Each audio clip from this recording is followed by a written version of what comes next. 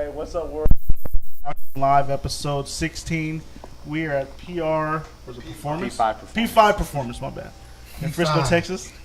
We write it down apparently. We talked about. I'm already looking around like, where's that around here? Somewhere around here somewhere. I know it's not. We're still on location, talking about.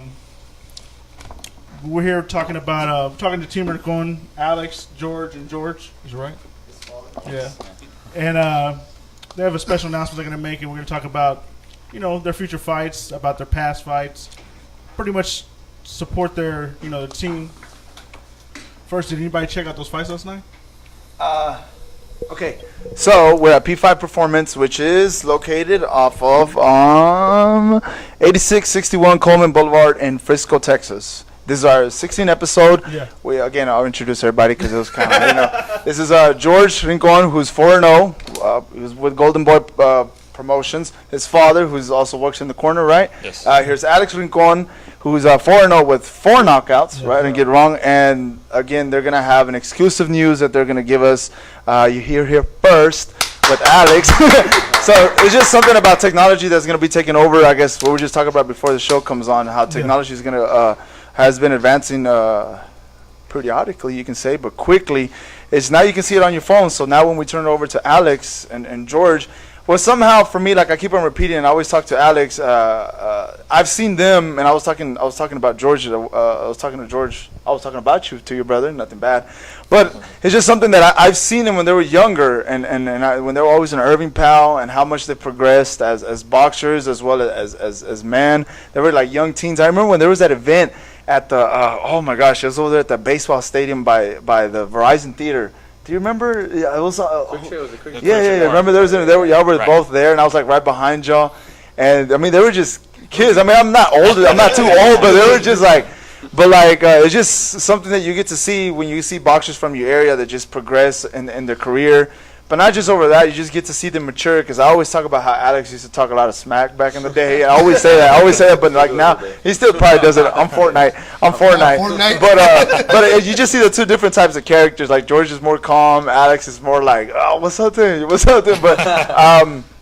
I've seen them progress a lot in their career, and it's actually pretty. I guess that's outstanding to see these two young fighters from the Dallas area who are Golden Boy, because how many do we say they were from Golden Boy from there? And just Virgil and Francisco, Javier Francisco Martinez, is that his name? Yeah. Right? And them other two, and that's Virgil, it. them two, and I think that's pretty. I think that's pretty much it. Right? I thought it was one more, but I don't remember. Pork Chop will fight on certain. He's more top. He fights the top rank. He fights whatever. He's under management. The other guys are from San Antonio. Yeah. So there's plenty of, and I guess being signed by them is just you're not getting signed by anybody else. I mean, it is Golden Boy Promotions where you're guaranteed a lot of, I guess, exposure for your career. So that's just something that is nice to know. And then when I get to see on their Instagram, on their Facebook, on their Twitter, when I get to see them, how much they're, all these fighters. Who was the recent fighter that you had that was fighting? I forgot his name. What was his name? Lamont. Yeah, Lamont Roach is my manager's son. He fought for the WBO International title in Cancun, and so that was his. I think this is his second or third time being the main event on ESPN. So he came out victorious. I think it was he won by stoppage, but I forgot what round it was. Yeah, I mean he looked pretty good. He looked really good. He looks like a promising boxer as well. I know you work in the corner then, but do y'all get to go travel around and see anything where you are, out and about or for a fight or? I know that might have been a different situation. Like if there's like another Golden Boy fight. Like if you're going somewhere, you're not fighting here. You get to fight somewhere else. You get to go get an extra day where you get to look around. Not really. I mean, we probably could, but we did it maybe one time on my pro debut. Yeah.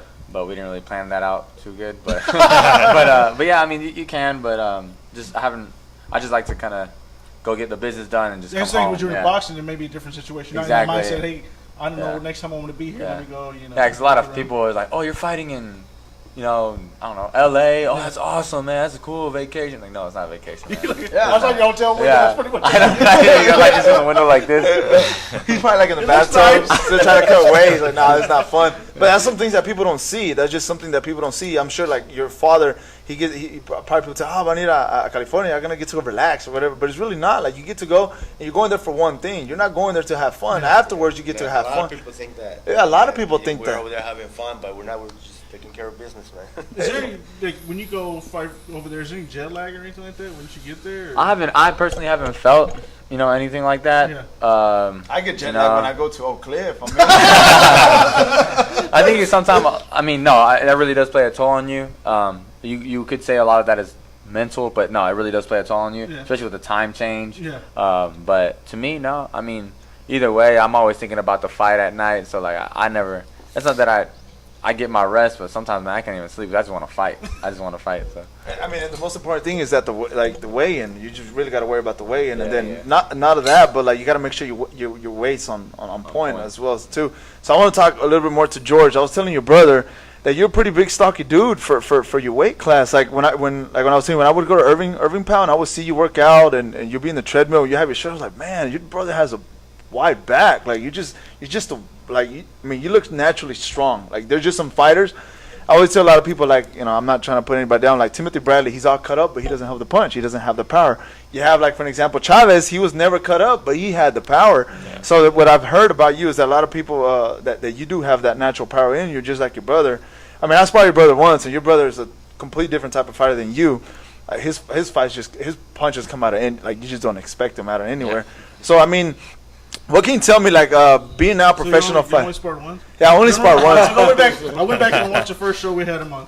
And I remember y'all talking about how he was talking shit 8-year-old beat your ass. That's what I was telling you. Like, I'll tell you that was a good friend. It was just something that, Man, he came home that night. He was like,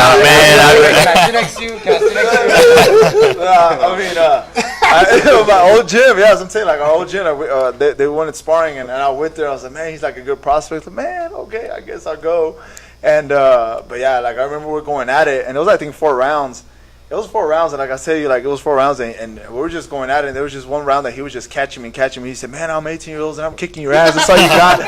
I was so mad. Was this at West Side? No, that's an Irving. Yeah, Irving Powell, and I was like, "What?" But like I said, from there, like we stayed in touch, and I saw him like on Twitter, and how he was engaging with people. Like from now, like it's like Alex has been a 180 turn.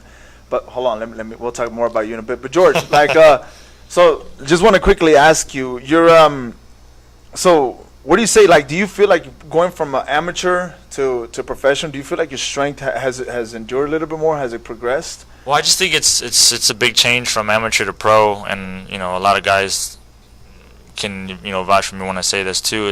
It's just that you're fighting different now. Before it was get a point and move, and now you really got to hurt your opponent. So now it's not so much about being so quick and trying to score points. Now, I mean, you're trying to win the rounds and control your fight, but at the same time, if you have your opponent hurt, you got to take him out. Yeah. So, and my coach, and I know my dad, helps me out, and then I got my coach Robert Hernandez in Irving, which he's been helping. He's been trying to change me a little bit, just not so much change, but just focus on that. When you're in pro, you got to set down those punches more, and you got to be a little bit more aggressive and really try to hurt somebody. So I just think, and like you said, some guy may look huge, but they could pillow hands, and some guys, they're just naturally strong. And I think I got some pop behind my punches, but you could always have a little bit more. And sometimes it's not necessarily hitting the weights; it's just knowing how to set those punches up, and the power comes from there. So what's the age difference? 3.5. Okay. So yeah, I'm 26 and he's. So what got you? I remember asking Alex that, but what got you into boxing? Well, I was following my dad around in the gym, so he fought a little bit. Sorry, we're talking. No, good. You boxed for a long time or trained or? No, I trained. I did just a couple of fights, but I did more training. Okay. Yeah. And then you wanted them to box when they started growing up, this or is was my just... revenge. I've seen your dad.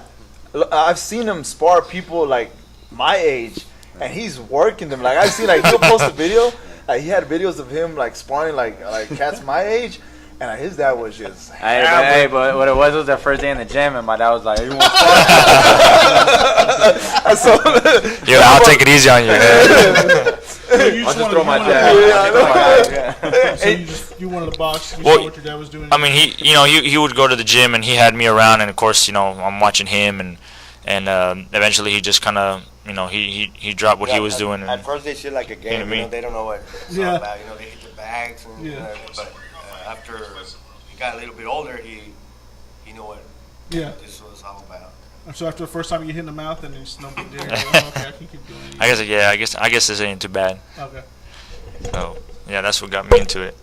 Go ahead, Chris. Well, talking about your amateur career, you beat Amir Rahman Yes. and you beat Robert Easter. Yes.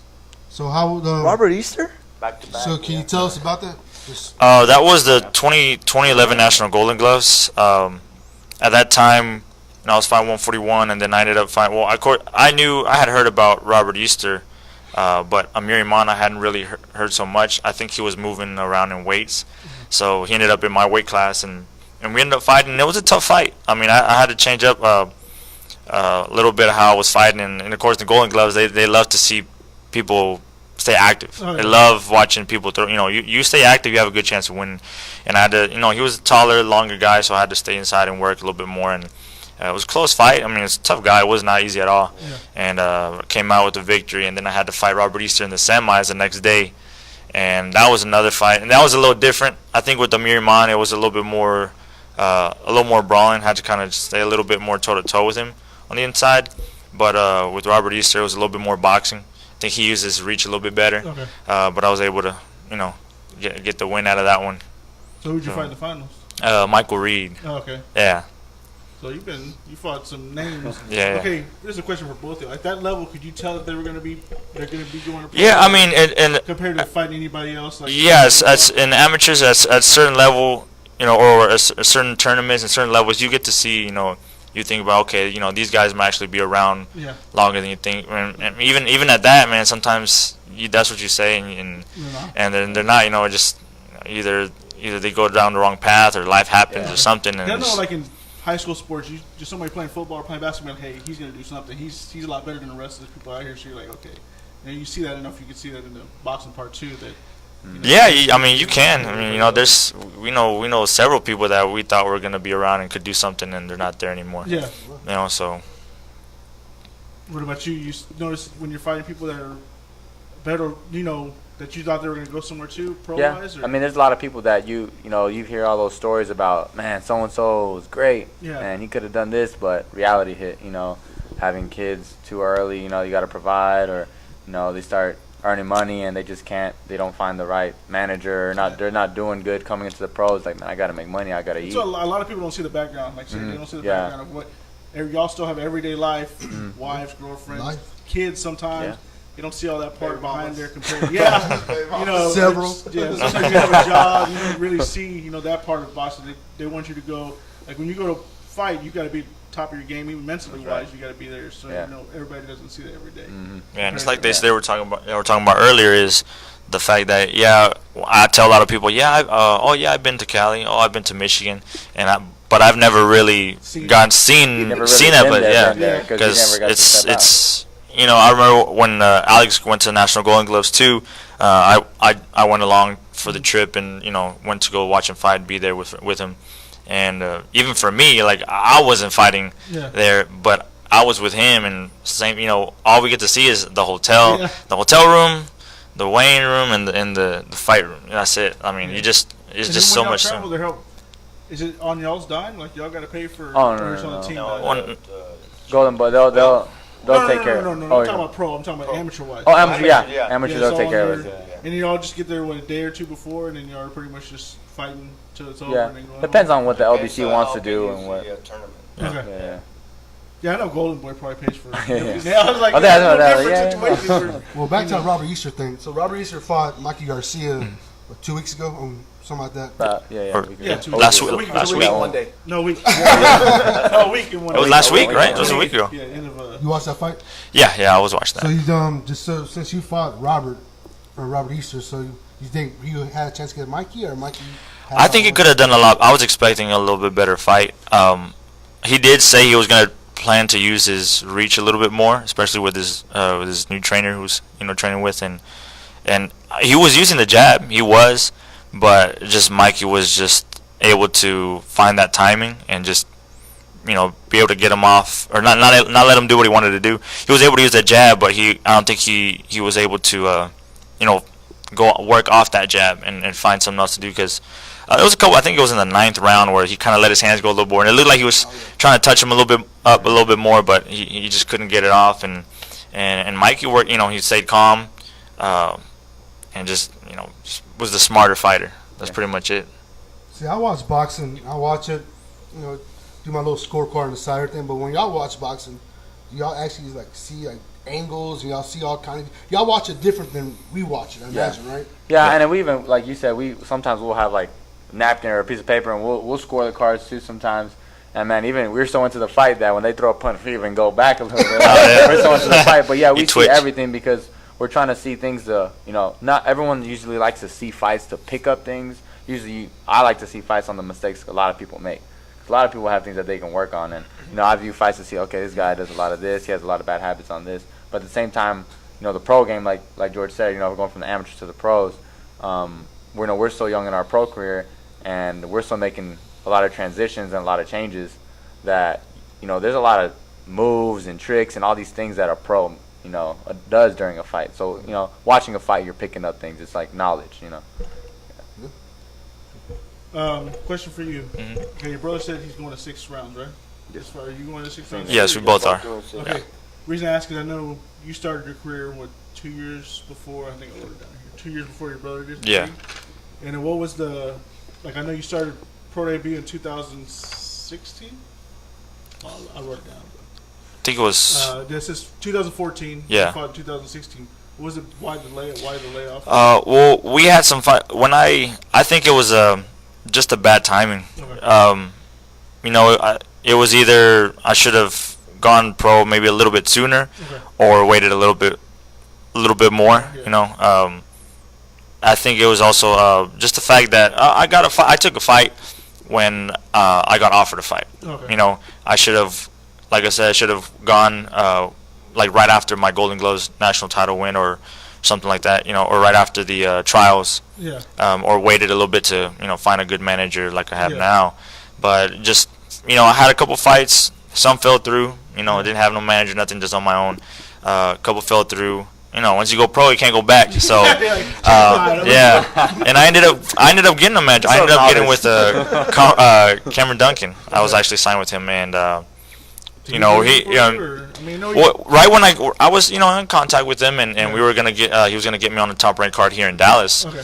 And I was getting ready, and nothing happened. So, and then I got in contact with some other people working with him, and it just didn't work out, man. I was 8 or 9 months. I was in a contract, and I just couldn't do nothing. And as soon as I got out, I got another fight. Okay. And luckily, me and my brother finally. Your contract says, hey, if you don't do nothing for me in these 6 months or something like that, you can't say, hey, I gotta go somewhere else. It depends on the contract. The boxing career, age-wise, isn't that long. Let's say you start at 18, say 35 is the longest. I mean, so you're sitting on the shelf, you're hurting yourself. Yeah. You I want to get back in there and start building your career to get somewhere. Doesn't always work out that way, obviously. Yeah, like I said, it depends. I mean, sometimes some contracts will. It's that's what people don't understand, man. It's once you go into pro, it's a lot more business than you think. It's not like, hey, I'm gonna go fight and then that's it. Like, no, you got to deal with so many people, and just. So the main thing is you got a good team behind you right now. Yeah. So we were blessed enough to find a good team to work with, and we got Lamont Roach Sr., who's our manager, and we're getting ready to head out this upcoming weekend. Go up there and finish training camp. Where you train outside here? In D.C., in Maryland. Okay. So we'll be up there. Go to the White House? I don't really want to go. Out there. That's what I'm gonna do. Yeah. 2 Golden Boy promotion boxers outside the White House. Pick it up. We only get to see you when we land in D.C. And that's it. So you go with them too, or? Nah, or you just go. Not to train? camp. No, I haven't been there. But, okay. Yeah. You can take your dad. Weekend. Just come for the weekend. So now let's jump in to the big news. Okay, because they told me something. Alex told me. So now I just want you to tell me a little bit more about the exclusive news that y'all have, because this is the first time that Golden Boy is actually doing a card like this. Okay, so it hasn't been done before. But like I repeated, like this is, I guess we're living in that era where everything you have it on your hand. Like now people are watching our show when they're probably sitting on the couch and watching this. Yeah. So I want you to talk to us about what Golden Boy is going to do this first time. What's the date? Who you're going to fight? And then we'll go from there. I want to start with you, Alex. Well, Golden Boy just partnered up with Facebook. So just like they did a deal with ESPN, they did a deal with Facebook. And now you'll be able to stream fights live on Facebook, the whole card. You know, before this, they did the undercard and the preliminary fights beforehand. But now they're showing the whole fight. And, you know, it's a big thing now that they're getting a little bit more fights out to the public where they can see it for free, where you don't always have to have ESPN, or you don't always have to have everyone nowadays. Everyone has a Facebook. Yeah. You know, people's grandmas have Facebook. But People's even aunts and like uncles have this, Facebook. like us right here, you don't have to have Facebook to watch this. You just share the link. Like Oh, you yeah, say, yeah, and you even send that somebody too. a link, even Yeah, on yeah. Facebook. Hey, here's a link. Yeah. You watch my And it's fight. easy to get on Yeah. Facebook. You know what I'm saying? Like as long as you have a phone, you have a smartphone, you have a computer in front of you, it can happen. Yeah, the only bad thing about this, most of the phones come with Facebook on the phone already. Yeah, already. Yeah. I know what the shit. Everybody still says on there. So I mean that's great news, and both my brother and I will be fighting September 1st in Indio, California at the Fantasy Springs Resort and Casino. We're both going to be having our first 6-round fights, and we haven't fought together on the same show since the amateurs in 2013 in Troop, Texas. Yeah, I remember So that. that was our last time fighting together, and you know, man, it's been a long time coming. Both George and I have been waiting to be on the same show and just really represent not just our name but our city, you know, well. And we just can't wait to put on a show for the fans in Indio, for all of our supporters and fans, you know, everywhere. That's exciting. So yeah, we're excited. That's exciting. Like just hearing the news. Breaking news.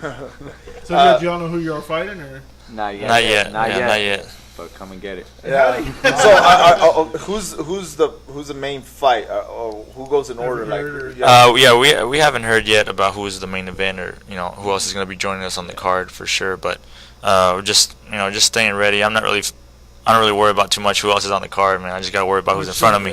Yeah. That's right. So I wouldn't be surprised if y'all would be kind of like up there, like one of the main cards. I wouldn't be surprised because the Indio shows no, but that's Indio. That's different. Not then. Because they have Indio, they do. they did the Belasco. They did They had the Belasco. So the Fantasy Yeah, Springs is Belasco's the only new about one, 5 cards, usually 5 fights usually, but this Yeah. Indio's a little different. Indio, yeah, the Fantasy That's Springs where you Resort is a use little HBO bit. cards at. Yeah, is where they've the had casino. Probably a bigger Francisco Vargas fought there with Alacran. I forgot his name. Jojo fought on one of those cards before. Yeah, A lot of Jojo different- a lot fought of there. different people Saddam fought Ali Fantasy fought Springs. there.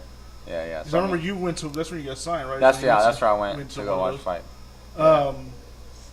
So obviously, just Golden Boy Facebook is where they can see. Yes, Golden Boy Facebook, and you know if you follow George and I on social media, we'll always post everything, and of course Real Talk Boxing will probably do the same as well. Yeah, for sure. Already. So yeah, pressure. So you are starting camp this week. Yes. This So I fall. mean, of course, we've already been in camp. Yeah, But you're saying- but going to DC Yeah. Saturday, we take off. So man, I love it out. I love training out there. It's awesome, man. It's a different type of environment. Is it better to train to get away than train here? Or That's what's about to not ask. so many distractions compared Yeah, to no, that's Yeah, okay. I mean, there's not really like I wouldn't say distractions if you're disciplined enough. But even you can be as disciplined. There's always those little things that can be changed and taken away from you that needs to be taken. You know, like when you're there, hey, you got to be up at this time. All right, you know, you try to make sure you stay sharp. You know, I'm in front of my manager, so I never want to look. Yeah. You know, I never want to throw a jab that slow or any. I want to always look on point. The sparring is we always have sparring there. You know, I spar with Jarrett Hurd, Lamont Peterson. There's a lot of people out there. So Y'all ever spar? Or? We right now recently we have not so much right now, but we just spar every once in a while. We spar a the lot little of bro times. turned to big bro. How competitive are y'all with each other? Pretty competitive? Yeah. I'm Yeah. a little bit more like. I told y'all. I told y'all. George is more calm. And No, we'll get in there, and sometimes we'll start off like, yeah, man, let's get some work. Like, all right, we'll get in there, and it'll start off pretty technical, but as soon as someone lands a shot, it's toe to toe. Yeah, I know. As soon as if I'm the first one to catch him, I already know. Like, all right, let's go. It's a war now. So who's landing that shot the most? Who Me, landed- definitely me. I saw that one coming. We do at the same time. We do jab like this. It's like that Rocky movie where you see the end of him and Paulo fighting, and they're both. They both knock you. oh my god, that movie I couldn't stand. Or the same, the man. double knockdown. Double knockdown. Okay, so I want to touch back what you were saying, that going away. I personally think that going away from your city, I feel like you're a little bit more focused. You're like tunnel vision because you don't. Like you have all this around here, and I mean, you could, your girlfriend or any other fighter has his wife or his kids. Like some say, it's good for them to be around their wife and their family. But I strongly believe, like when you're starting your career and you're trying to make more of an impact, I think getting away, like really just you're like, you know what, like I'm not home and I miss home, but I gotta do this because this is my job, because this is really your job. Yeah. Because I don't think you have a second job, do you? Not anymore. Because I know he was telling me just now that this is the only thing he does is just train and train and train. Like that's one of the advantages that you have being inside with Golden Boy, that you don't have to pick up a full time and be so pressured to find a job, because Golden Boy is gonna guarantee you that you're gonna have fights. So I think that just me that being away, like just mentally just prepared. All these fighters, like Big Bear, they would go like Oscar would be in Big Bear, and Pacquiao obviously would be in California. It's still his second home, but like I feel like that prepares you mentally, don't you think? Yeah. So I do have a job. So I do pretty much it's boxing. I train at Title Boxing Club, so I do fitness class. So I'm always doing boxing. So that's that's all I do really. I mean, some people I mean, I train other people too, but at the same time, like I feel like it helps me sometimes too, because even though I'm training some people that aren't exactly they're not pro fighters, or they're not trying to fight, but at the same time I'm teaching them stuff that I need to be working on, that I just learned this, or my coach was telling me to work on this, so I teach them that stuff, and at the same time I'm still training in a way, so it keeps me always thinking about it, and it's always in my mind. But yeah, it definitely helps. I mean, yeah, like you said, it's always good to be here around family, and of course I got my dad, and then my coach Robert. So we're always training. But being in DC, man, it's a whole nother thing. It's a different atmosphere, and that's what we need. It definitely helps out a lot. And you got one thing I saw in Alex before, and even you. Have you ever thought about? You're both from Carrollton. Yeah. There's no gym if either Farmers Branch or Carrollton. There's only, I think people ask me hey, what gym can I take my kids to? Place like going to R&R, and then you got Ring of Hope in Sweat Boxing Gym. Sweat Boxing. I want to buy clothes. That's not South Belt. But I was like, you ever think about opening up your own gym? Or? That's one of my dreams, man. That's I've always wanted to open up a gym for myself. Yeah. Not just a fitness gym, but a gym where kind of a little mixture of both. Yeah. Like people can come in who just want to just get a workout in, because boxing is one of the best ways to work. When I went to school at Turner, there was a gym off by Perry. There was a boxing gym by Perry in some house. Do you remember that Pop took us to one time? It was in some house, like on the hill. They tore that house down now, but it was right there by Perry Middle School. Okay. And then they've been gone for years. I know they have. I don't know if they still do or not, but they used to try to run like a Carrollton Pal, and so they had like a little boxing gym there, and I think I saw them and this was back when I was still amateur. I saw them go to like 2 or 3 tournaments maybe, they didn't really but Crosby. The Crosby Rec Center. So, but not so much. But yeah, I've always wanted to. I'm not sure probably where I wanted to open. I mean, I wanted to be like the Carrollton, Plano area, something like that, But I want. That's one of the things I want to do, and hopefully it'll be like a family thing, and have people come in who just want to work out, and of course, I want to have people come in, kids that want to learn how to fight, take them to amateur, just. I mean, this is all I want to do, man. Yeah, because that's because obviously you still do it now outside of it. But nobody ever.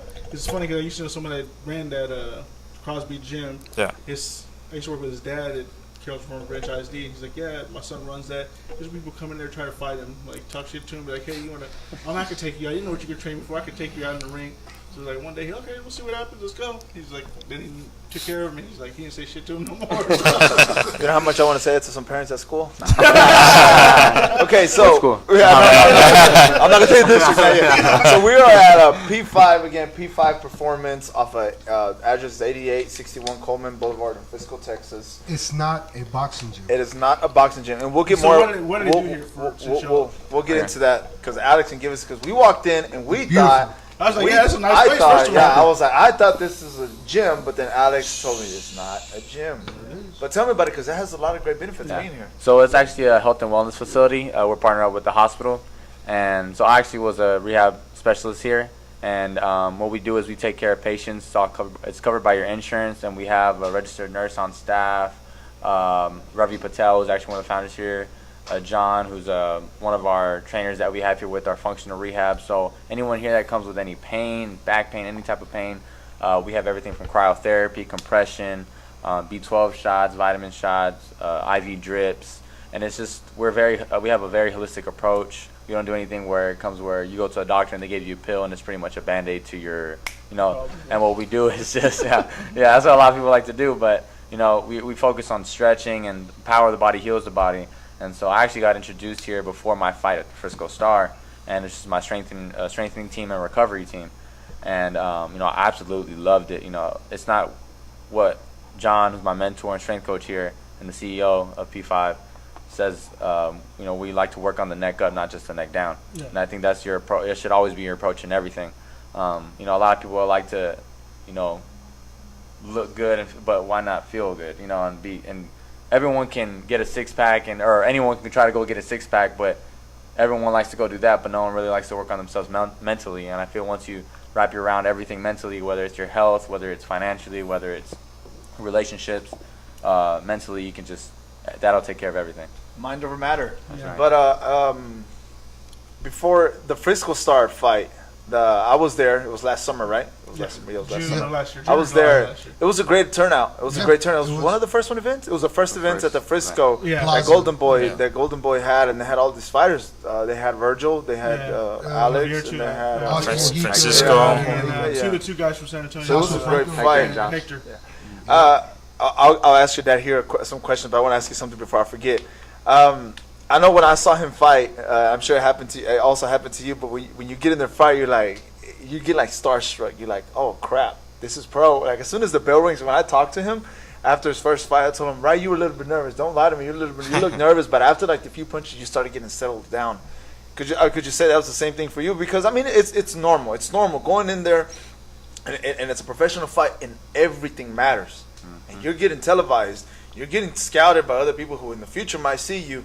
So could you tell me that's just something you're like, oh man, like, I mean, I know I always repeat this. I know I only did amateur and I only got to spar some upcoming professionals, but I knew like when that first punch hit me, like I was like, okay, this is what, it's on now. So could you say it was the same thing for you? Yeah, once you get in there, like I said, I don't want to say like for my debut when I first turned pro, like I knew it was gonna be a little different. No headgear, you get these small gloves, and like it's gonna hurt a lot more.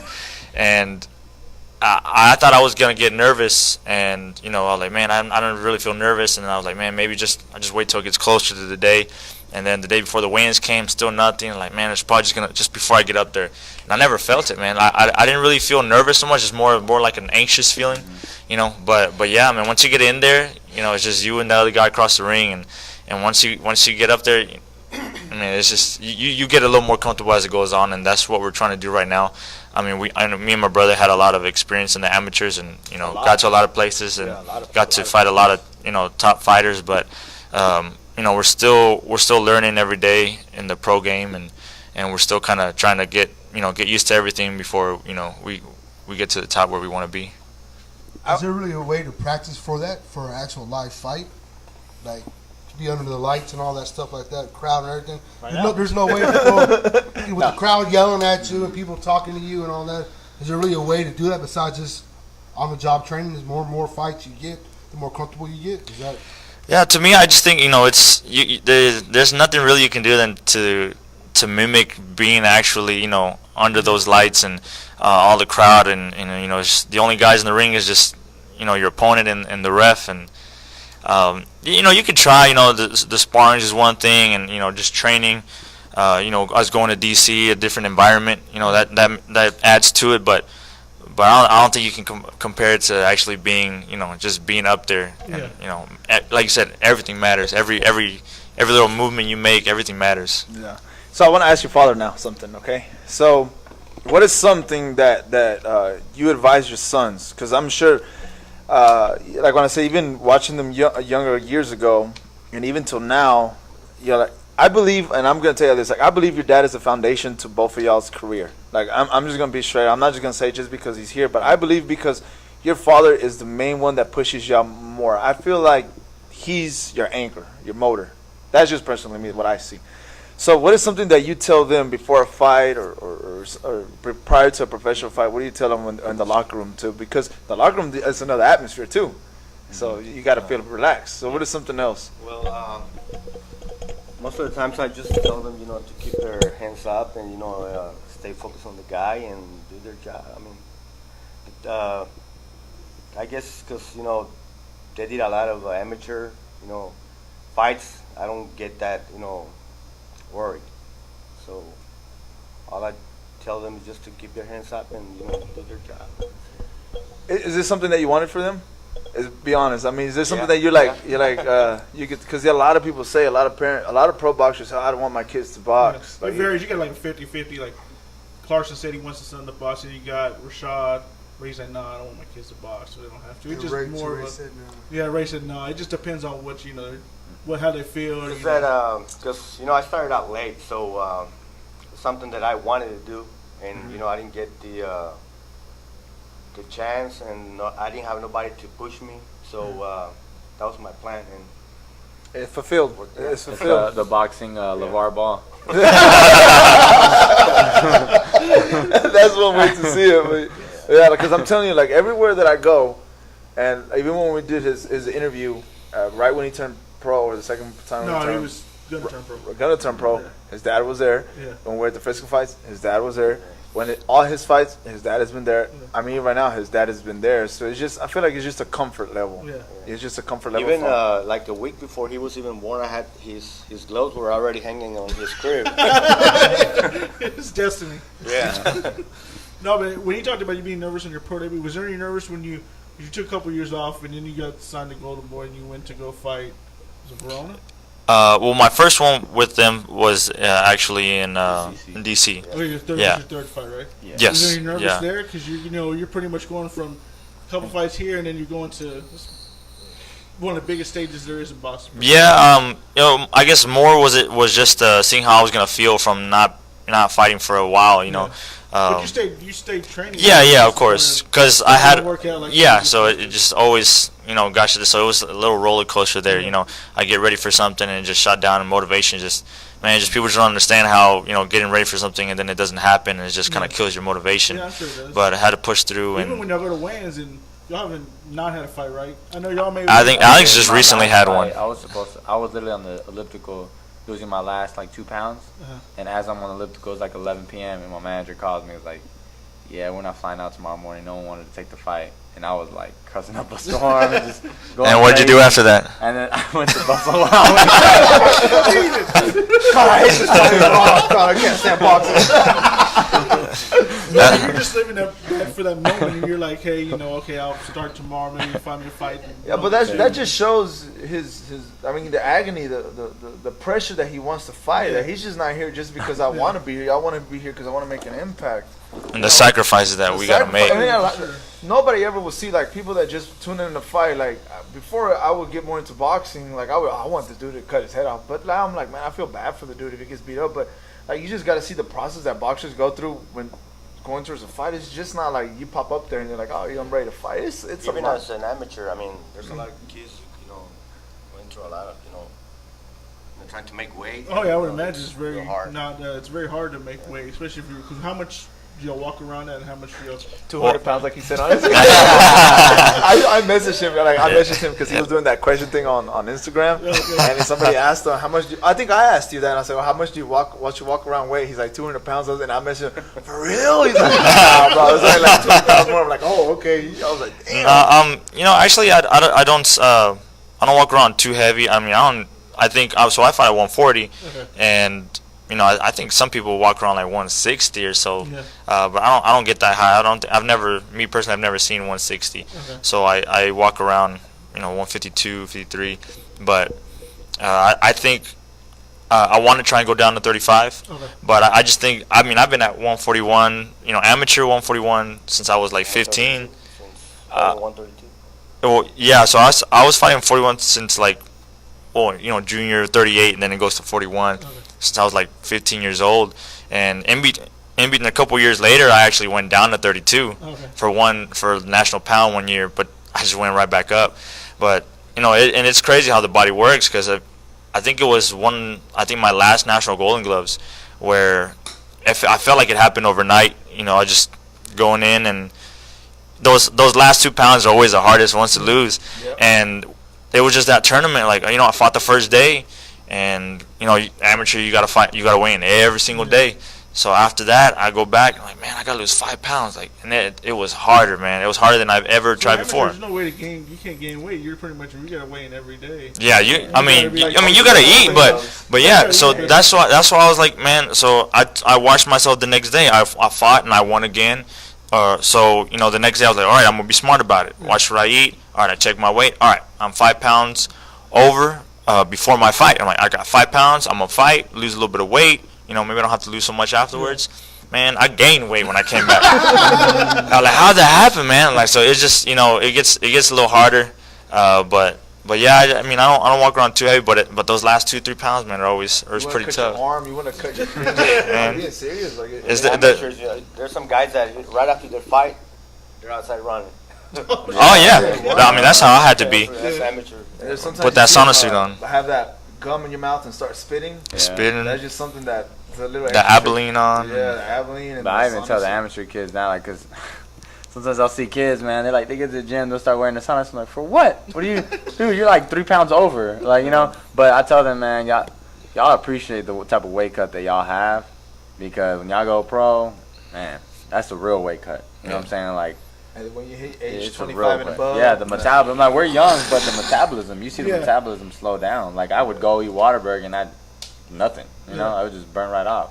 But now it's like you have to make sure. That's why it's so important to eat what you're supposed to eat, drink all your water, and with the kitchen is where it starts off. But you're not cutting fat like Alex and George. They're not cutting fat like us. Like they have muscle. You know what I mean? I mean, they're just complete muscle. Like, there's something they're doing the HBO 2-a-days with Mikey Garcia. He had like a bucket carrying around, and he was just like, he was sick, fainting. Yeah. And then he's just like walking around. He's like, it's because they don't have no fat. Yeah. And and I'm not. I mean, not us, but just in general, all of us, we do have extra, healthy fat. Yeah. Don't worry about it. I'm in the same. But that's what it's harder for y'all, because, like I said, you're not cutting that. You're cutting like muscle, and it's not healthy. It's another sacrifice that people don't know. I mean, for the most part, those box fans that know, that boxers have to weigh in and stuff, and they know we got to diet, but they just don't know how much goes into that. Like, after a hard day of training, man, all you want to do is go back and have a burger and fries, and. So is that something you'll do after you get your fight? Do you go eat something you wanted? Oh, or even yeah. I don't know if after the weigh-ins, do you still get to enjoy it after the weigh-ins? You wait till after fights? No, after the fight is when I really get to eat whatever I want. Yeah. After the weigh-ins, I'll have a good, just kind of eat something. I eat something real good, but I don't go eat like a burger. You don't go to Buffalo Wild Wings. Yeah. A lot of people say, hey, if you want to watch boxers are weighing in, go to the Olive Garden close to it with the all-you-can-eat pasta. And eat it pasta. That's what I had in my first after my debut. Yeah. I had some Olive Garden. I think I had a little too much Olive Garden, but but yeah, that's it. Just you get to eat, a little bit better, but still just you're fueling up. It's pretty much what you're doing. Yeah. And then afterwards, then you can just get a food coma or something. After that, nothing but ice cream and burgers and stuff. So you think it'd be hard to get down to 135? Or? I think I can do it. It's just a little bit more, a little bit discipline. So yeah, just nothing but just being real strict on what I got to do, and just be real disciplined. And okay, on that talk, do you have to go call your manager? Hey, I think I can fight at 135. Do you find me something? Yeah, I'll probably work my way down. Probably like gradual. 38. I'm gonna go to 130 right now. Yeah. We'll go work that way. Yeah, but 137, maybe go down a little bit more after that. So. Yeah, little by little. I think I think I'll work my way down, and I think I'll be able to work maybe in the future. So okay. we'll see how it goes. When do you think that something like that might happen? Like you well, hopefully maybe within next year or so. Okay. I'll kind of work my way down, and of course see how I feel, and because of course a lot of people don't understand, like they all get asked, like, man, don't you feel like weak or not? Well, that's the thing, like you don't. I'm not gonna lose 10 pounds in one night. Yeah. You got to gradually work your way down. You got to be at 140, but you got to be a strong 140. Yeah. So it's just being smart about how you're doing it. It's not walking around running sauna suit every day for 2 weeks. So have gum in your mouth. Yeah. No, but like talking about that, like when they're cutting weight, I know your mood swings change, right? You're like angry. You're like, oh, like you're just mad because you want to get the weigh-in over. I mean, just a quick story. Last week or 2 weeks ago, I don't know if I told you. I even talked about it. I was with Listo's Gaitan's fight, and I told the server, I was like, please bring that appetizer before the fighter gets here. When he gets here, don't bring it. So I ordered it before he was on his way. So I was like, all right. So I thought it was gonna come in like in 10 minutes. Appetizers don't take long. And he's like, well, I'm like 30 minutes away. I'm like, okay, cool. So I was like, all right, we can eat this appetizer real quick before he comes. So this lady, the server just took forever to bring the appetizer. What happens is that he walks in, he's like telling us hi and everything, and she just comes in with the plate of food right in front of his face. Hey, is this for you? I was like, no, take it away, take it away. I was on the table. I was just like, dang it, man. But yeah, man, it's just little things like the weigh-in. I think the crucialest thing about boxing is just the weigh-in. That everybody says is just the weigh-in is the hardest part that you got to do. Like I was talking to Hector Vasquez in my gym, and he was like, I don't want to cut weight right now. I don't want to cut weight. That's the hardest thing. So again, September 1st, Yes, sir. Golden Boy. The event is going to be only on Facebook Live. Don't know yet with the full card who's it going to be. You went from 4 rounds to 6 rounds. So now I want to ask about that. I think we have never talked about it, but like, what do you change when it's going 2 rounds more? So that's just something I want to know. What do you change? The intensity, the mileage, or the sparring, or everything just in general? I would say everything in general. I mean, the work ethic, at least for me and my brother, stays the same. You know, our work ethic is always there, no matter what. It's just, you know, picking up the rounds, picking up, you know, less rest, running more miles. Like, you know, most people do like, a minute rest. Now we're doing less. You know, we're not going to rest as much time, you know, between rounds, or picking up the sparring, the intensity of the sparring. Everything just picks up, you know, because even though some people are, you know, you're doing a 6-round fight, man, you want to be able to go 3 more rounds than what you're fighting, you know. So you don't even, when you're training, you don't just train for him 4 rounds. No, I'm only fighting 4 rounds. I'm fighting for sparring 4 rounds and that's it. No, I'm training, Yeah, you always got to add on more you to want to that. add on more. It's just, you always want to expect the unexpected. So, you know, there's a lot of fighters that make that mistake of like, you know, me, for example, I have 4 knockouts, but I'm never going to go in there and think I'm going to knock this other guy out. You know, like, nah, dude. I'm gonna go, like, we're going to go an extra round for some reason. You know, like, I'm gonna get ready for that.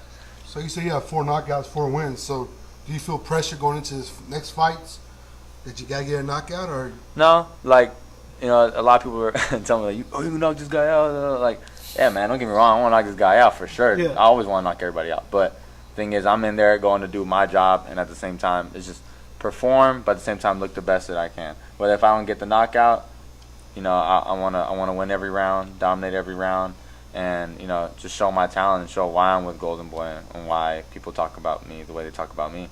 You know, how does that feel to have that Golden Boy backing you? it's man, it's awesome. It's a blessing.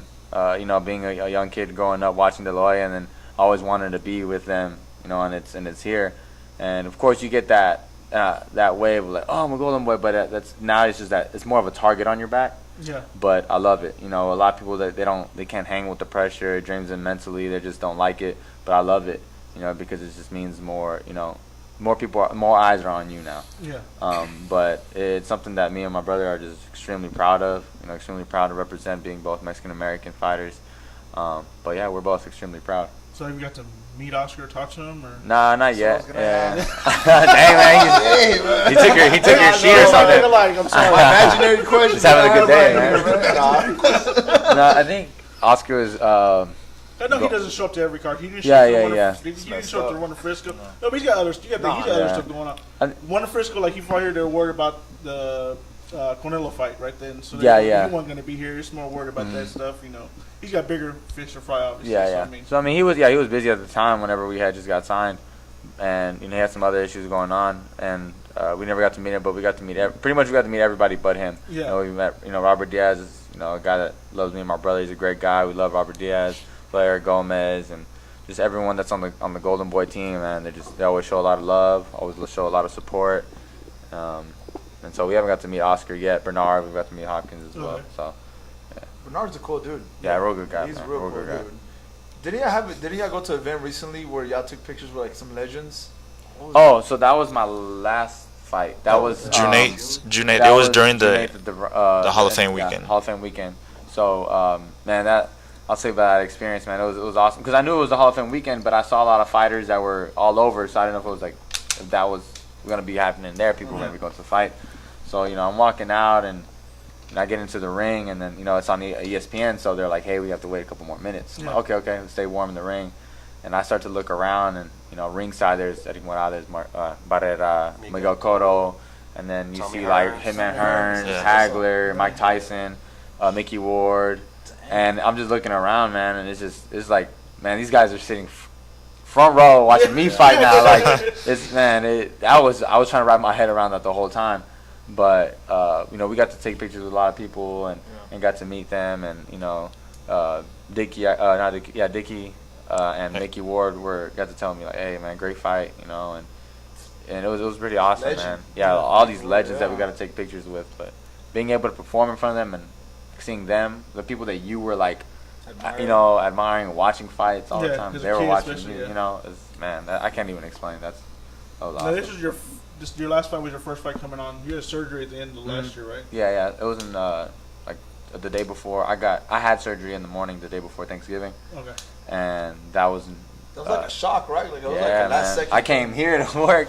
I was working here at the time, and I was like, ugh. And then everyone was like, go drink some tea, like your stomach. I'm like, no, it's not. I don't have to take a dump. It's just like, So then I my girlfriend was gonna bring me some soup, and I was like, dude, this is ER pain. Like this is bad.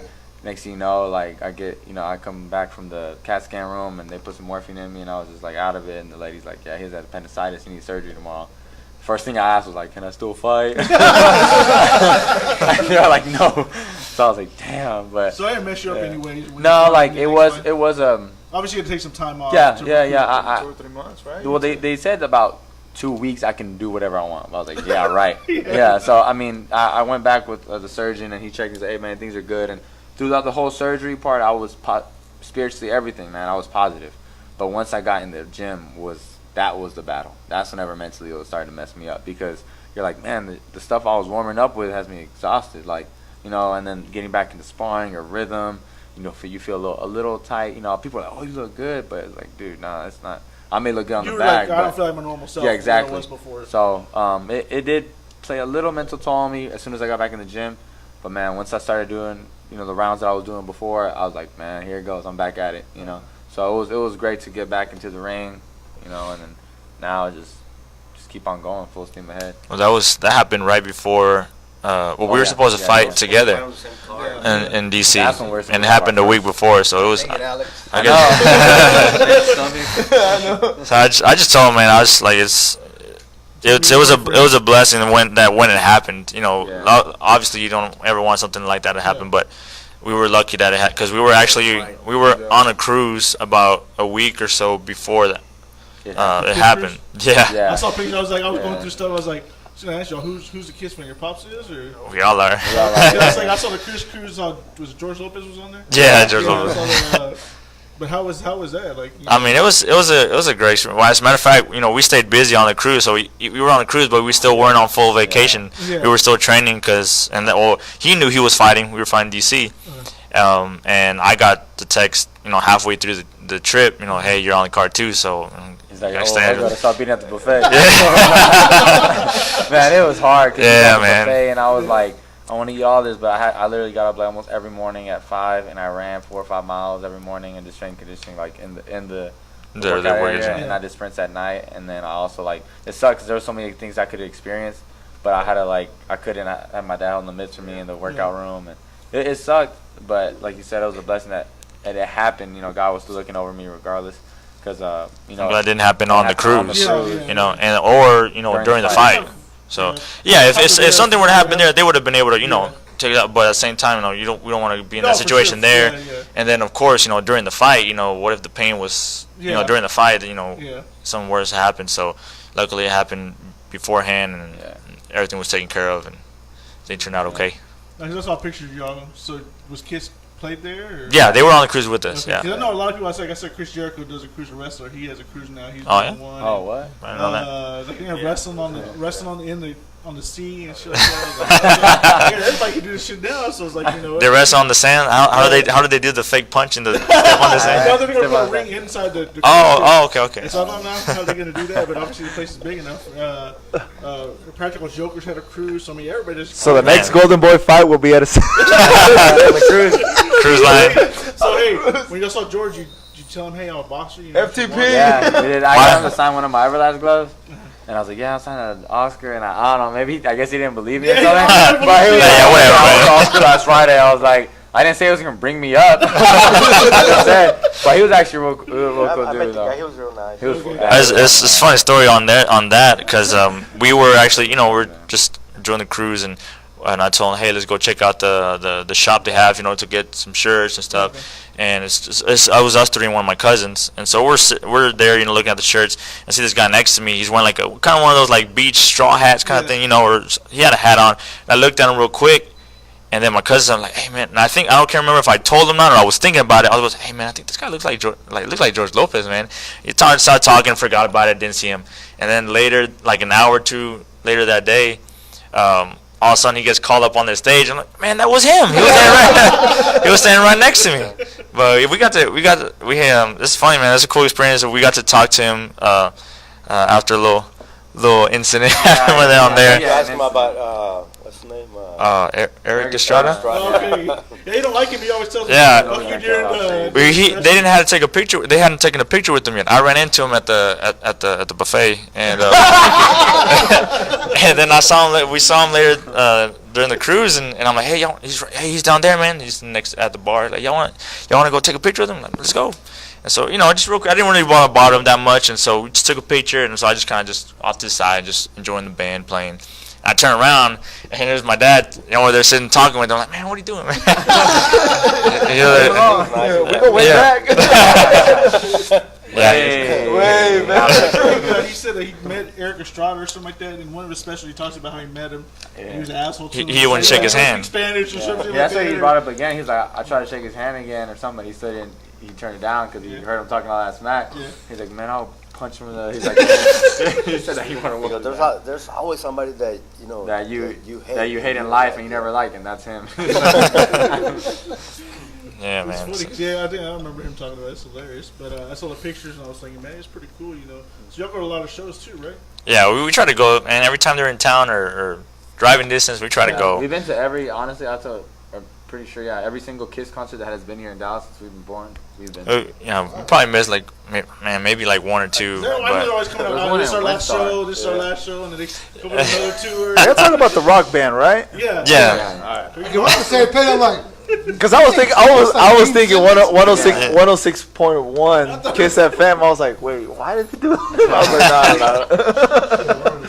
Brain fart. But so is the only band y'all like together, or is there other?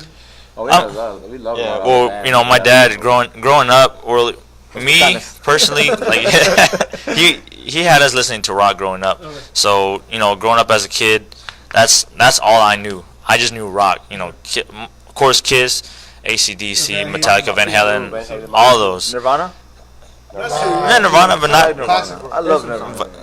But not so much like Kiss, obviously AC/DC, Journey, and all those bands, and that's all I knew. And like I didn't listen to rap, hip hop, nothing. Like just rock until I got a little older, and I started listen to. I just listen to everything now, but of course that classic rock. When people always come, how old are you again? And, like I'll be listening to these songs, and I know the lyrics to these songs, and all these people will come up to me and my brother and be like, man, how you know this stuff, man? Me and my brother, my pops used to play Steve Miller Band, whatever, all in the car, whatever. So I like playing at Song Pop on the phone where you can guess music. Okay. Yeah, because when you're in the car with your pops, and you're not old enough to change the radio, so you put your tape in there, and it's like classic rock, so he's playing, listen to that, and you can't touch it, so it just gets in your mind and stuff. So know a lot of classic rock. Yeah, so that's all I would listen, growing up, and I mean, I still do, working out, that's all I listen to growing up. I listen to a lot of different stuff, but if you're just working out, man, I always look. I'm one of those that when I'm running my miles, I want to listen to I can listen to anything. I can listen to a slow song. I'll listen to whatever. Some people gotta listen to that techno stuff. Get going. But man, I listen to Miley Cyrus. Right wrecking ball. The regular. But quick question. So, y'all listen to rock and everything. So, top 3 guitarists. Shoot. Because, like, I love some Stevie Ray. Slash. I love some Santana. Yeah. Santana. And Slash. there's, I think the other one. There's another guitarist I like a lot of. I like Eddie Eddie Jimi Van Hendrix, Halen. sorry, Jimi Hendrix. Jimi Hendrix is always, man, one of the best. So, He's the only guitarist that can play with the left, right? Yeah. Am I not mistaken? Right? Yeah, he was a left-handed guitar. Right? Yeah. He could flip the guitar left and right. I remember. Man, yeah, you had Prince, who was a pretty good Oh, guitarist he was, too. yeah. But yeah, man, I'm a big fan of Carlos Santana. Oh, Like yeah. his style Have y'all of seen playing. him live, or? No, I never have, but I just you put a song on and you hear him playing, Oh, yeah, you know it's exactly him. what it is, You know it's yeah. him. You know his style. So I always loved listening to Carlos Santana as his song. I mean, sometimes I don't even listen to the lyrics of this. I just listen to the guitar playing, For a man. lot Like, of times, the older stuff, it's just he says every words now and then, but it's just most of the guitars. Yeah. Here. Until recently, he started adding bigger names in his music and Yeah. they sing together. But he does great. yeah, and then I love Eddie Van Halen. Real good. We got to see him live a couple years ago. So that was real good. And Metallica has a badass Oh yeah, Yeah, for sure. yeah. lead I guitarist. saw him That's what live I in was Texas Texas Stadium. Stadium. So we were gonna go, and that's another sacrifice right there we gotta make. Yeah, that was the day before. My brother. Wayne's. The day before The Wayne. the fights last year here in Frisco okay. when Alex had a fight, and I was planning on getting some tickets for him for his birthday because his birthday was a couple of days later. Man, I'm gonna get to see Metallica live first time, and he had to fight or weigh in the next day or something. So I was like, man, well, he can't go, so I'm not going. I know, I should have told me that last year. So, I want to ask you something. I want to go a little bit more to boxing because I have some more questions. This is a boxing show, okay? No, I'm playing. No, this is good. No, this is good to know. This is good to know. No, I'm just breaking your balls. I'm just playing. So look, I want to ask both of y'all. Your sparring partners, they're crucially important. They're important for preparing for your fight because you can see all these fighters like Canelo. He'll fight. He'll have or even every now and then. I'll watch, rewinds of HBO 24/7 and Oscar De Leon before he prepared for Mayweather. He had Shane Mosley help him out, or was it Pacquiao? Anyways, he had Shane Mosley help him out because he almost mimicked the same style of fight. I forgot who he was. So who can you tell me? Because you just named Jared Hurd that you sparred him. I don't think you told me, but I would like to know which sparring partners have y'all utilized, and who do you think is the best one that's helped y'all out? I'll start with you. Oh, right now we've just been really working on just staying active as far as sparring goes, and just working on certain things. I know when we go to DC, the sparring over there is it's completely different because over here you only got so many people that you have never sparred before, so it's a completely different change. But man, in DC when we get that sparring over there, it's real good work, and it's always just about working on like right now. So we don't really have an opponent yet. So a lot of times people will ask, hey, so who are you fighting? So do you work on something for this guy or what? Like, well, right now, we just work. I just try to stay ready for everything. Yeah. So I try to see myself as a boxer who can do what I can, either stay toe to toe or box or be quick or But as far as the sparring goes, man, been working just with some guys from the gym, and buddy Juan, he's been helping me and my brother out a lot, and he's a real tough guy. Boxers are helping them out. Yeah, they help us out too. At the same time. Yeah. That's a win-win They situation. Yeah, they get some the help too. experience, and then that was something like when I was. I'm sure I went to my previous gym, JC Price Fighters with Pablo Cortez. And he would bring professional fighters that were coming up, and I was like, what, like Mama was like, why is he doing that? Like, I'm gonna get beat up. But honestly, that prepares you more mentally. Yeah. Like even for y'all, I'm sure y'all sparred professionals when y'all were coming up. Yeah.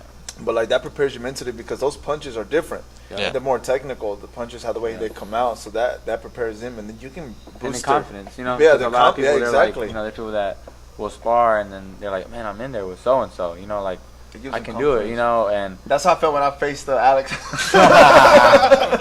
but no, I mean the sparring, the sparring is great, with sparring Jared Hurd, he has body, like a lot of people don't know, but his body shots come from like any angle, like he'll slip any punch and come back with a body shot, and he's just real strong, big guy. I think, to be honest, the toughest sparring I've ever had in my life was Lamont Peterson.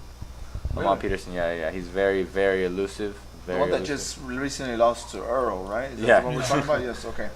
Why'd you say it like that? No, I didn't want to get mistaken with the guy who just fought His yesterday. brother. No, the guy who lost yesterday. Angelberto and Devin Kovalev? Alexander.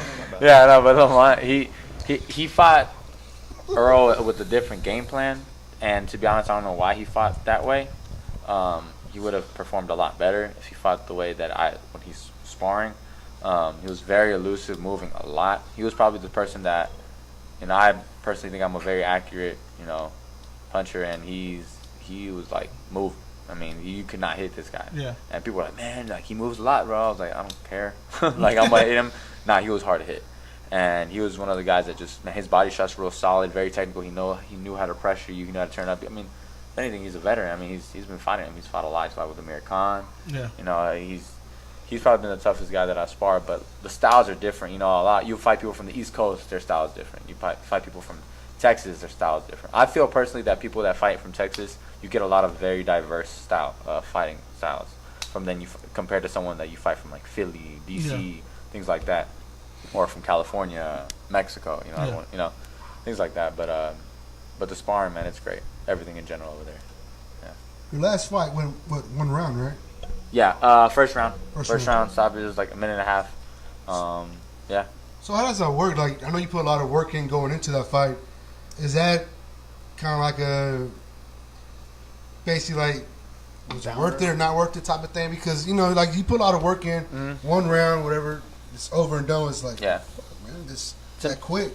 To me, it's more of like, as long as I look the way I was supposed to look, it's all worth it. A win's a win. You get another win there in the column, especially if it's a knockout, even better. Quick night. It's a quick night. You get it done. Buffalo Wild Wings. You get to go eat quicker. People are like, "What's your biggest motivation to knock somebody out?" I get to go eat. But no, it's definitely worth it. Like I know some people feel that way, and it's like, man, it's like nah, just like That's what how you you work want to for. do it. That's what you work That's for. what you want to do. Yeah. But yeah, it was at the end of the day, it's about getting that win.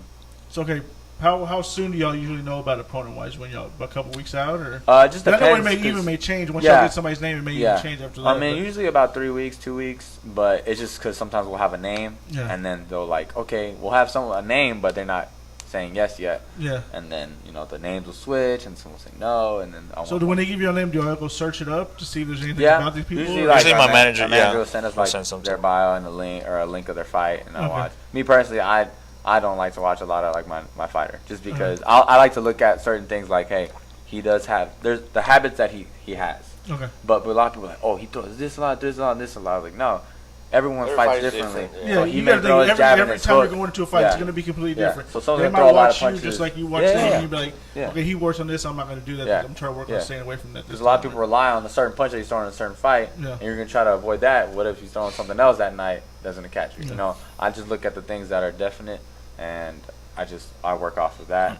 And that's why we try. I think that's why we both try to, our hardest to be the kind of fighters that we can, Mayweather adapts to fighters, within the fight, and that's what we try to do is be able to adapt however we need to. Because like I said, you're expecting that straight right hand. Yeah. Well, he's throwing the left hook. So what are you gonna do now? Yeah. You've been training this whole time. Knockout, right? You don't go in there expecting a knockout, but if it comes, if you see the course, opportunity presenting itself, you're like, okay, I'm gonna take it. Yeah. Our game plan is always to just do what we got to do, and if we do what we have to do, the knockout should be there. Yeah. Or the stoppage or whatever. So if we just follow our game plan and be smart and do what we got to do, everything will. Do you turn ever out. see stuff when you're watching them fight? They're like, hey, you're missing this. This guy's got this, and you're not seeing it. Hey, look, make sure you pay attention to this. Yeah, I quit. like with Alex, like I like Alex to to stay outside. Use his length, yeah. Use his reach, Yeah. stuff like that. Yeah. And he has good body movement, like his For a tall guy, he moves a lot. Yeah, there you go. Yeah, like he really does. Like your brother really does. He just has he has angles. Like your brother has different types of For angles. a tall boxer, yeah, Exactly, for a tall boxer, he yeah. has that. Because there's tall boxers just come forward, but not Alex. He just moves more around it, and there's punches that you don't expect to come. I wanted to ask your father something. So they have 4 fights, 8 in total. We got a couple, probably a few years. We could see them probably performing a big stage. Is there something that you would you dream of seeing them maybe performing here in the area or somewhere in Las Vegas? Something that you dream of for both of them? Well, anywhere, but my dream is to see them as world champions. Yeah, it doesn't matter where. But see them as world champions. Fight in Malaysia. It don't matter. Yeah, it don't matter.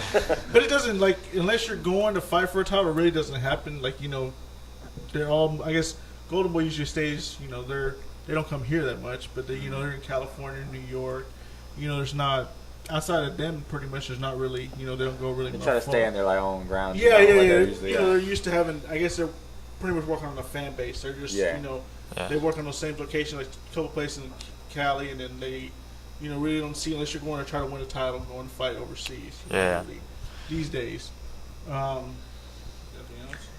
No, but Before I just step on my feet again? no. We're taking another question. Yeah, I know, right? Sorry, Sorry, when so you say something else, you're gonna be like, you took another one. at the end of the show. No, so we've been at P5 Performance off 8861 Coleman Boulevard in Frisco, Texas.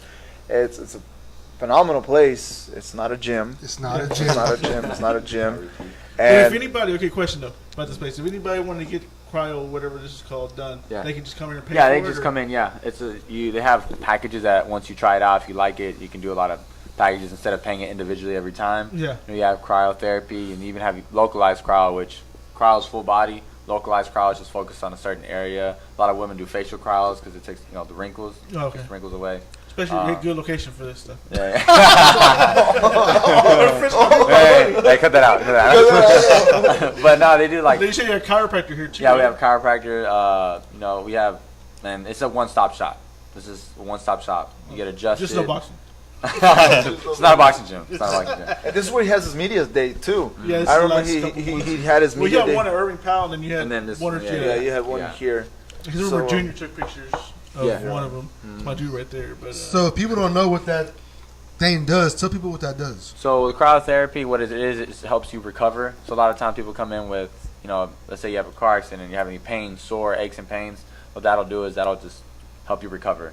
And that is because your endorphins start to boost and start to shoot. So your body goes into that fight or flight mode where your body's just starting to stay warm because it gets to negative 260 degrees for about 3 minutes. And so you're in there and you're burning up to about 800 calories. oh, dang. And so you get to sleep better. A lot of people who have any back pain, After a taco shop, they bro, feel a you lot go- better. Yeah, right? Let them go eat some tacos and hit the crowd. Where do you feel pain? Right here. Right here is pain, right? Which did you go to crowd there? A lot of people were worried about, man, it's cold in there. You're not worried about something shrinking all the way up inside your Oh, no. If you're confident, right?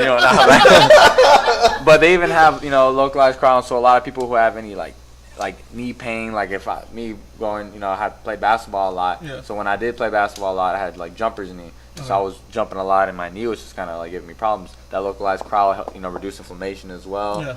And it just, man, it's something that you're gonna have to keep on doing because it's like whenever you go to the gym, you only go one time. Oh man, I'm gonna lose 20 pounds, workout, and get a six pack. No, you gotta keep Constantly, going. yeah. Yeah. Be consistent with it. And it's not just for athletes, right? It's for For everyone. I mean, everyone. everyone can come in, and you'll see a lot of athletes, but you see a lot of patients that come in for that, and they love it, man. Once they Yeah. try it out and they see the the results from it, people love it. So People you still play absolutely love it, basketball or man. no? I'll do it every once in a while. To honestly, when I start cutting weight, Yeah. my girl will come with me, and I'll do drill. I work with a guy who works with a lot of semi-pro, hoopers and people that play overseas. Okay. And I work a lot of basketball I drills don't know with if you ever him. went to Preston or tried to play with Roma or something. Oh, I was actually there. Yeah. Roma wasn't there. Byron Jones. I forgot. who else. Zeke Elliott. Zeke Elliott. That's when I told you last time the way I feel about him. I still feel the He same was, way. man, I ain't gonna lie. I mean, it's funny. Remind me. I was at Prestonwood. My boy was about to play with him, and I just got done doing some basketball drills. And he wanted to stick around and watch the game. I was like, yeah, cool, why not? And I said, what's up? And I saw him. I was like, oh man, I'm gonna go say what's up. I was like, nah, I'm gonna let him be. My friend was like, hey, go right now before it gets packed and you don't get a picture. I was like, all right, cool. And I was about to go up to him and be like, hey man, I'm about to fight at the Star. It'd be cool if you come out. I just said, hey man, cause it's cool if you can take a picture. And he was on his phone with Romo's cousin, and he was like, nah, I'm busy. Like he didn't even, no one, he was doing nothing. So I was like, I can't say anything right now, but it hurts because whenever you're a fan of somebody, Yeah. it's like a kid inside. Whenever you've been Oh, yeah. looking up, and I was supporting that was like, man, now every time I see him have the ball, even though I'm a Cowboys fan, I want him to fumble every time. No, it's funny because That's I how I saw feel him. about Canelo. I saw him. You want him to I fumble? saw Zeke right here at this Walgreens down the street. Oh, really? I was at work. I was like, man, I want something to drink. I'm sorry, give me Dr. Pepper at this convenience store at the Walgreens. So I walk in, it's raining. Walk inside, waiting in line. He walks in. I said real loud, "There's fucking Zeke." I told this dude, "There's Zeke right there." And this dude, he looks up at me. And he goes to get whatever he gets. He comes behind me. He's sitting next person behind me. He's on his phone the whole time. He was wearing some 23 J's. I said, "Hey, you not worried about messing up your shoes?" He looks at me like, "No." He just go back to your phone. Yeah, dude, I've heard every story I've heard about him has been, terrible. And the thing is, I tell people is like you're always your own reputation. If usually someone tells you, "Oh, that guy bails a lot," it's probably because you do. Yeah. And with him, man, I've heard nothing but terrible stories. So now, before I knew who he was, I'm not a fan of him. Never will be. You know what I'm saying? You got so many people that are your fans. So you're there because of them, and that comes with territory. So you gotta be respectful of your fans, man. So if he ever sees this, which I doubt. You need to change, bro. You need to change. Dak, he lives somewhere around here. One of these. Yeah, and I've heard great things about Dak, man. I've heard great things about Dak. He's been walking around here. People are like, "Oh yeah, he's real cool." One of my friends, like I told you, he's a basketball coach at Wiley. He follows basketball. Him and his daughter went to Connecticut, played Memphis State, like in the finals, like American Airlines. Yeah, he was there. So he was sat next to him. Him and his daughter sat next to him, and he was real cool. He's like, she was crying because Connecticut lost, and he was happy because Mississippi won. So he's like, he put in Twitter, say, "Hey, my little friend I met last night. I'm sorry your team lost, but hopefully I'll do something next year." He probably put hashtag lose it. No, but he said it was real cool. Sat to him, took pictures with him. He was real cool. No big problem. Man, Man, you saw that video around him when he was when Mexico played was Argentina. Yeah. He was repping the Mexico jersey. Yeah, he better. That's like. When he told me about that, like, I'm not telling him, man, like, hey, hopefully everything goes well with our boxing career and everything goes the way we want it to, and hopefully we'll make it to the top one day, and we're just kind of like, hey, man, we got to keep each other checked, I know, money changes people, and I told him, like, man, I don't think that it'll change me, but you never know until you have it. But I'm like, man, I don't ever want to be that kind of person. Sometimes it's not even the money changes. It's just the people, and hey, where's my part? I was there for you. Just like, sometimes you hear about the people that may win the lottery, like, hey, yeah, like you remember I've been your neighbor for this long, but I just don't ever want to be that person, that I always want to, of course we'll always have our career and stuff to do, but just being able to say hi to someone or someone that says, "Hey, can I take a picture?" Man, it takes 2 seconds, man, real quick, just to make someone's day. And so always stay humble, man. Always. We do this boxing thing and we go around see things and we see some boxers just straight dicks. Yeah, and it's just like it sucks because I'm a fan of boxing first. Yeah. So when I see somebody like I want to go get an autograph and just they pull that dick move, and it's like, come on, man, I have zero respect for you. And it's just like you said, a couple of seconds, say hi, take a picture or something, and that one moment, man, will change your complete perspective about something. That one moment. But I think too, you got to think a lot of it has to do too with their like, these people constantly asking for autographs. You see some of the same people at the hotels trying to get autographs. They're selling them, obviously. So hey, can you sign this for me? Like, it's funny because when we saw Canelo fought over here, when he fought in AT&T, there was these dudes, and I kept seeing him. I was like, man, I told him I know you from somewhere. I just don't know where I know you from. I know you from somewhere. He's like, you're trying to get autographs, and he's like, oh, I was like, you tried to be Mike Tyson when he fought here? And no. I was like, man, I seen you somewhere. So I said, hey, were you at the Giants hotel when they fought when the Giants played the Cowboys? He's like, yeah, I was over getting autographs. Oh, that's where I know you from because they're just selling it. My niece is a Giants fan, so I was like, I was gonna be nice. Say, hey, I found out where they're staying at. Let's go see if she likes Eli. So let's go see if we can meet Eli. All right. So we met. What's his name? What's the receiver's name? Odell Beckham, coolest motherfucker in the world. Oh, really? He was cool signing everything. Give him the SpongeBob backpack, sign everything for everybody. He was just signing everything, whatever you wanted. He was signing. You got to hear stories like that. Yeah, more than one autograph, he was signing it. But even when the first time I met Terrence Crawford, he signed whatever. And now he's like, hey, what's your name? He's like, he signed too many stuff for too many people. They're selling it. He's like, I don't want to. He's just I'll personalize it, but I ain't gonna sign nothing without that. I mean, there's ways to be in. You don't want to get screwed over. Obviously. That's what I'm against. Like, even when doing this part of media stuff, when I first started with y'all, even when the first time I was with Canelo, and when I went to Chavez, like a lot of my friends, like, do you ask for instance? I've never asked. Just recently, one of my friends asked me, hey man, can you give my boy a signature from the boxers, the first one? So yeah, sure, I'll do it for you. But like, I'll never do that because I just feel like you're asking for too much and you're using them. That's why Emmitt Smith, if you know Emmitt Smith doesn't let you. He doesn't sign anything without you paying. Yeah. Hey, you have to take a picture. You I got have to it for pay. free. Like, well, I took a picture with him for free, but like No, you have to pay like my 50, ex-wife used to work 100, in this- where his 200. kids went. Yeah. And then she asked him for autograph. I got a piece of paper that says best wishes, Emmitt Smith. Yeah. But yeah, so- most of the time, even that, they won't say, like, if you want to get all three, the triplets autograph, Michael Irvin won't sign unless he's the first person to sign. So, I mean, yeah, so, well, he's got autographs, I got autographs, but even, you know. Well, even when I saw Michael here at the Yeah. Frisco, Oh, yeah, like yeah. I was like really quick. I was like, hey, I don't ask for signatures. Even when I met Jerry, I don't ask. Like Chavez, I didn't ask. I just don't want to do that. But I don't see nothing wrong with it because I'm saying like, if you're selling it, then that's It's a a different issue. situation. yeah, But if you want it for your own personal use, like give it to your kids or your nieces, whatever, or just have it in your man cave. Yeah, It just I got looks nice. And I'm This one, we saying, both got Cornell autograph gloves. I told him all the time, man, I have it. I'm not a fan, to be honest. I thought about just giving it away on the site, just to give it away. I said, no, I'm not trying to sell nothing. Just share it to give somebody off the website. Something like that. Even if it's not for an autograph, like sometimes just be able to like when I meet somebody or I see, man, just being able to shake your hands and Yeah. you actually look me eye to eye and Dak was like notice that me. here, too. It's like, hey man, how's it going, man? It just makes a big I difference. saw Dak and he has security. I mean, he was doing his job, and he kind of like pushed me out of the way. And Dak's, it's cool. And I just shook Dak, saying, hey man, what's up? And I just shook his hand. He looked at me and Dak, what's up, man? And that was it. But then Michael Crabtree was there, right receiver for the Ravens. Now he's actually from Oak Cliff area. I saw him. Hey, what's up, Crabtree? Nobody noticed him. I said, what's up, man? You think I can get a picture? No, man, I don't want to bother me right now. I was like, okay, cool. Michael Irvin, he was like, hurry up, just take it, just to make it. I was just like, okay. I think the coolest ones we've seen and dealt with is the whole Garcia clan. Yo, Robert, Mikey, all of them, man. even Fernando Vargas and all them, man, just straight good guys, man. They'll sign, take pictures. We saw them at the AAC, and they're out there just signing everybody man. stuff. Just they're great. They're great people, man. Like I've got to kick it with some of them, but like it's just changing someone. Just those little things will make somebody's life sometimes. Because if you look up to them, Ronaldinho, man, my favorite athlete of all time, and Brazil, right? yeah, Ronaldinho, my favorite athlete ever. And if you ever look up on YouTube, Ronaldinho, I forgot someone with his fans. If you look up Ronaldinho's fans or something, me and George went to go see him play. He played here with Querétaro, and they played at the FC Dallas Stadium right across the street. And right behind there's the FC Dallas fields, the practice fields. And so he was practicing, and one kid jumped over the fence and got to him and hugged him. And he was like, the security was getting ready to like go grab the kid. He's like, hey, let me walk him up. So he walks him, hangs out with him for talks to him on the way back. Talks to him and then, walks him but then it started getting crazy. A lot of people started jumping over, Nice. and people, but Into that he one never person. let them though. He never let them. The security guards try to attack, and he would. There's even a I video. saw the photos. Yeah. Like he was like, I'm telling you, like he was like everywhere. Like and he was still like right here and taking pictures. But he's like a living legend, Yeah, man. man. Like Ronaldinho was like other. But he's so humble, man. He's always been so humble. And there's this one specific video, man, that really got to me when I saw him it was on YouTube.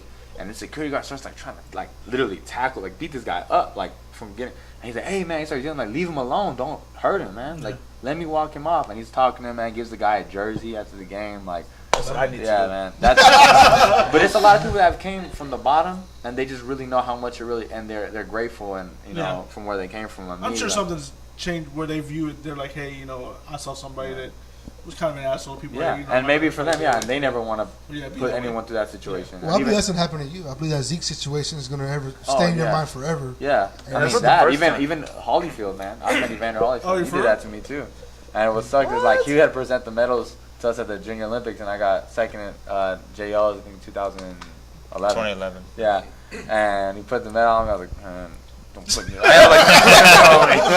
So you met him before that, and he was an ass. Or Yeah. I think it was at the And at the trials too, at the Olympic trials for the Beijing Olympics. in 08. That's where it was. And I tried him, and he told me no. I asked for a picture, and he said no. But then when my dad ended up going over there, he was like, yeah. I was like, no, was that just an ugly kid or something? Holyfield and Holyfield. in Houston at the 08 Yeah. trials. But I saw him at it was Atlantic City when I was in training camp for my last fight, and he had his own show, the Real Deal, whatever. Real deal, show. yeah, promotion. Yeah. And so he's like ringside, and people start laughing. I'm like, what's so funny? And we look, and he's ringside. He's like, this.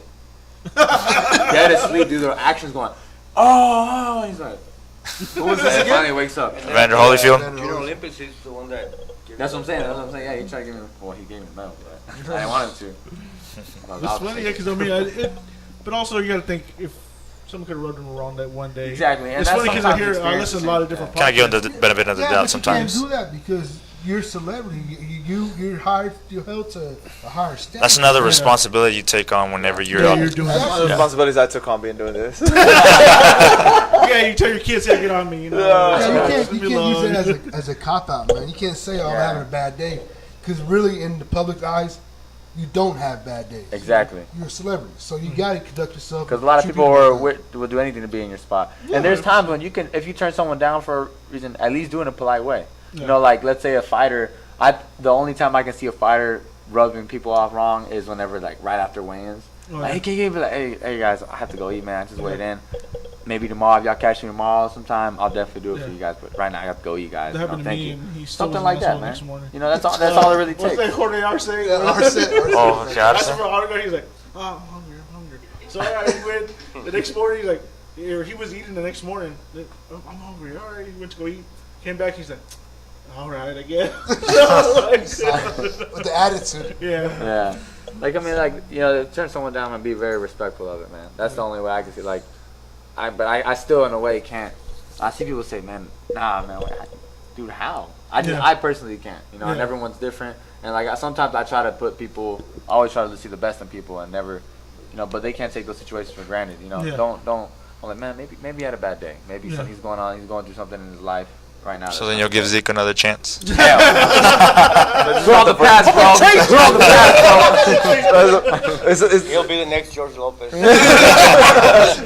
But I mean, that's repetitive. I've heard that about Zeke. Yeah. And like even people on Twitter, like I follow a lot of media here around the Yeah. area, journalists, sports journalists, and they just tell me, he's a dick. Like when last year, all the incidents that happened, a lot of people tell me, man, I hope he gets suspended. That's people, Dallas fans that get suspended. People say that about him, so it speaks volume. Yeah. And plus, like, whatever, we won't get more into that. But anyways, it's been a good show. Yeah. It It's is, been a man. very good show. It's actually almost an hour and a half that we've gone through this show, and so again we'll repeat. We did the show today at P5 Performance, 8861 Coleman Boulevard in Frisco, Texas, where Alex Rincon has done his media day here. So check them out September 1st on Facebook. Follow them on their social media, Instagram and Twitter. I know also Yeah, they go have. ahead, let them give it Yeah, up. I'll let you give you information first here in a bit. But their fights will be September 1st. They'll be on Facebook Live. All the If events. you're in California, If I you're, know Fantasy Springs sells their tickets, so you can be able to get tickets there when they go on sale. so it's been a good show, and I look forward. And I know we look forward to seeing y'all and y'all progressing your career, because I believe this is the start of something better for both of y'all. And I can visualize it right now and see it that one will be the undercard and one will be the main fight. The next fight, the other one will be the main card and the other one will be the undercard. So that'll be or the co-main event. So that's just something that'll be very nice to see, because the Charlo brothers are something like that. I wouldn't see that many. On the same card. No, I'm just saying like they're let me finish. Like they're like the only brothers that are in the boxing game. But yes. Peterson's her brother Anthony. And, Oh yeah.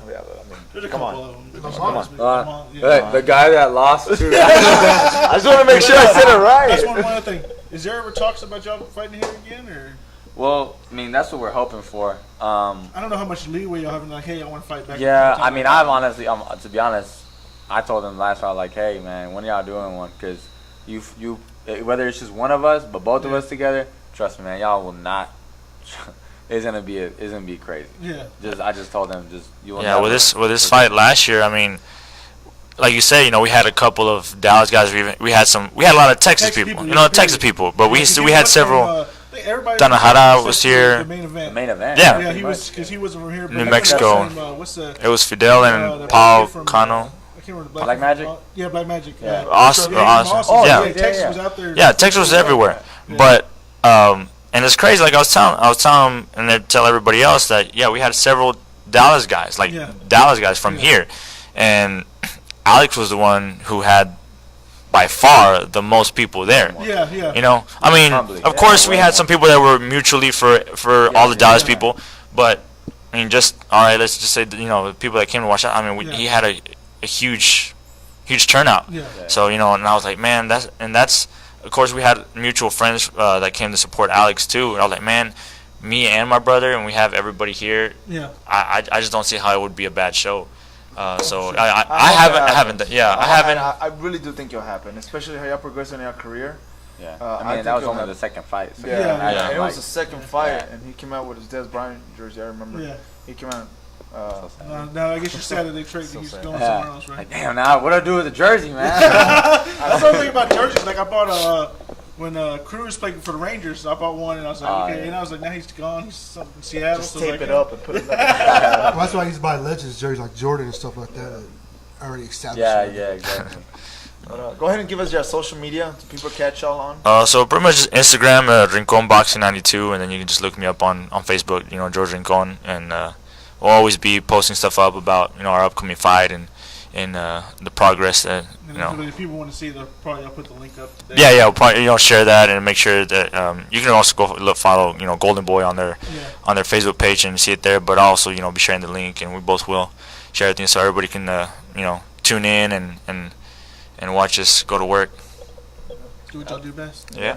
Well, first off, I want to say thank you guys, Real Talk Boxing, for Oh, coming for out. always. Yeah, thank you. I know Frisco is a drive, but Hell yeah. I I want come here every day, like I said. Nah, I don't. The further down, I No, I wasn't tripping. I mean, it's fine. Anything for them. Anything Yeah. for them.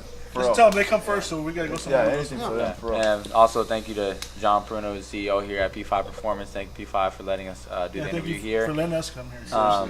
And also thank you to my manager. I want to give a shout out to my manager for Irving Powell, the Irving Police Athletic League. You're a huge follow Real Talk Boxing if you don't already. Follow Real Talk Boxing, support them because they support everybody here in the DFW area.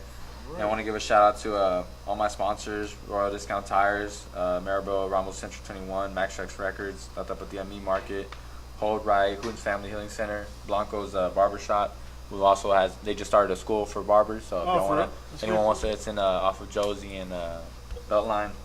Divas Hair Salon, Dallas Life, who promotes clubs in Dallas. Stephanie Roses, who's a hairstylist on Instagram. Tough Toro Tape, so if you need boxers or any tape, Okay. Tough Toro Tape. La Comida, restaurant in Addison. P5 Performance, which is here in Cole Promotions Group. And follow me on social media. It's Alex Rincon 95 on Twitter and Instagram, and Alex Rincon on Facebook. So, thank you. That's a wrap. That's a wrap. And again, thank you, P5 Performance, for letting us utilize your facility. Beautiful. Yeah, beautiful facility. Please check it out. And again, thanks to your father for being here, George Senior. Thank you guys for having us here. Yeah, thank you. And it's been good. We didn't have to pull teeth to get information from y'all. It just flew. Like it just. Give out Yeah, your man. Facebook? He's old Fucking school. do it for me. Thank you. I also people We'll stay some in touch. money. Have a good weekend. Have a good weekend. The weekend's over, buddy.